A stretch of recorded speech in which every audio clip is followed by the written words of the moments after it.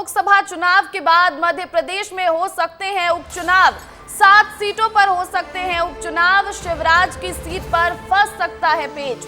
शिवराज की सीट पर कार्तिकेय के नाम की चर्चा। मध्य प्रदेश में शुरू हो जाएगी उपचुनाव की तैयारी। तो इस वक्त की बड़ी खबर आपको बता दें, लोकसभा चुनाव के बाद मध्य प्रदेश में उपचुनाव हो सकते हैं और 7 सीटों पर हो सकते हैं उपचुनाव, जिसमें से 3 वो सीट जहां पर कांग्रेस के 3 विधायक बीजेपी में शामिल हो गए और 4 वो सीट जहां पर 4 विधायकों को लोकसभा की टिकट दी गई है, उन्हें प्रत्याशी बनाया गया। तो कुल मिलाकर 7 सीटें जिन पर उपचुनाव हो सकते हैं। शिवराज की सीट पर फंस सकता है पेच फंसने के आसार नजर आ रहे हैं। शिवराज सिंह चौहान की सीट पर, शिवराज की सीट पर कार्तिकेय के नाम की चर्चा है।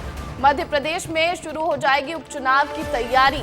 तो एक और जहां लोकसभा चुनाव चौथे चरण के तहत 13 मई को मध्य प्रदेश में चुनाव संपन्न हुए, तो वहीं देश में हालांकि अभी भी 3 चरणों के चुनाव बाकी हैं। बावजूद इसके, क्योंकि मध्य प्रदेश में अब चुनाव संपन्न हो चुके हैं, आगे गिनती की प्रक्रिया होगी, लेकिन साथ ही साथ उपचुनाव होने की संभावना है और कुल मिलाकर 7 सीटों पर उपचुनाव हो सकते हैं। वहीं शिवराज सिंह चौहान की सीट पर पेच फंस सकता है। शिवराज की सीट पर कार्तिकेय के नाम की चर्चा है। और ये 7 सीट की अगर बात हम करें तो आपको ये बताएं कि 3 विधायक जो कांग्रेस के थे वो बीजेपी में शामिल हो गए इस लोकसभा चुनाव के दौरान और उनकी सीटों पर उपचुनाव होने की संभावना है। तो वहीं 4 ऐसे विधायक हैं जिन्हें इस बार लोकसभा प्रत्याशी बनाया गया है और उन सीटों पर भी उपचुनाव होने की संभावना है। और ऐसे में शिवराज सिंह चौहान की सीट पर सबसे ज्यादा पेच फंसने के आसार हैं। उनके सीट पर कार्तिकेय के नाम की चर्चा है और मध्य प्रदेश में अब जल्द ही उपचुनाव की तैयारी भी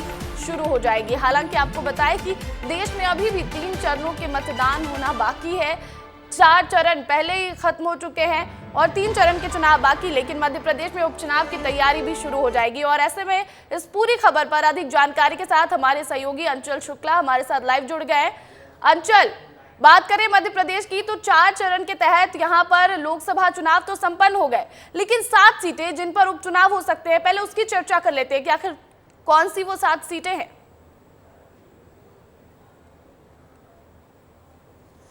देखिए प्रतिज्ञा, कांग्रेस पार्टी के 4 ऐसे वर्तमान विधायक हैं जिन्हें लोकसभा का प्रत्याशी बनाया गया है, जिसमें सिद्धार्थ कुशवाहा, फुंदेलाल मार्को, फूल सिंह बर्रैया, ओमकार सिंह मरकाम हैं। और इसके अलावा अगर भारतीय जनता पार्टी की बात करें तो भारतीय जनता पार्टी से बुधनी से विधायक हैं शिवराज सिंह चौहान, जो कि मध्य प्रदेश के लंबे समय तक मुख्यमंत्री रहे हैं। उन्हें विदिशा से भारतीय जनता पार्टी ने लोकसभा का चुनाव लड़ाया है। ऐसे में अगर बात की जाए तो जो 2000 बीते विधानसभा चुनावों में कांग्रेस पार्टी से विधायक बने थे 3 कमलेश शाह, निर्मला सप्रे और रामनिवास रावत, इन तीनों लोगों ने भारतीय जनता पार्टी का दामन थाम लिया है, जिनमें से 2 विधायकों ने विधानसभा से इस्तीफा दे दिया है।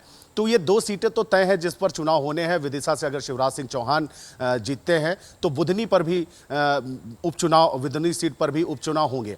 और इसके अलावा ये कांग्रेस के जो 4 वर्तमान विधायक लोकसभा के प्रत्याशी बनाए गए हैं, इन सीटों पर मुकाबले जो है टक्कर दोनों ही भारतीय जनता पार्टी और कांग्रेस प्रत्याशियों के बीच है। लेकिन तो शिवराज सिंह चौहान की सीट पर, सीटों पर जो कांग्रेस, शिवराज सिंह चौहान की जो सीट है वहां पर कार्तिकेय के नाम की चर्चा है। ऐसा माना जा रहा है कि वहां से कार्तिकेय को उपचुनाव में बीजेपी उतार सकती है। देखिए, कार्तिकेय सिंह चौहान को ही प्रत्याशी बनाया जाएगा ऐसा स्पष्ट नहीं कहा जा सकता, लेकिन पिछले चुनाव में भी उनके नाम की काफ़ी चर्चा रही थी।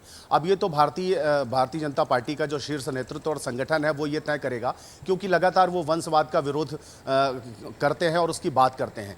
तो ये बहुत कठिन होगा। लेकिन बुधनी विधानसभा सीट से लगातार विधायक रहे हैं, लंबे समय तक मध्य प्रदेश के मुख्यमंत्री रहे हैं, और ऐसे में उनके पुत्र को यहाँ से प्रत्याशी बनाया जाएगा, ये तो शीर्ष नेतृत्व के पाले में है ये कि वो किसे प्रत्याशी बनाते हैं। लेकिन हाँ, चर्चा जरूर शुरू हो गई है कि क्या कार्तिकेय सिंह यहाँ से, क्या शिवराज सिंह चौहान का उत्तराधिकारी यहाँ मध्य प्रदेश में, और जिस तरह से वो चुनाव प्रचार करते नजर आए थे लोकसभा चुनाव में, उसको देखकर ही ऐसे कयास लगाए जा रहे हैं कि हो सकता है कि कार्तिकेय सिंह चौहान को वहां से उम्मीदवार बनाया जाए। फिलहाल बहुत बहुत शुक्रिया अंचल तमाम जानकारी के लिए।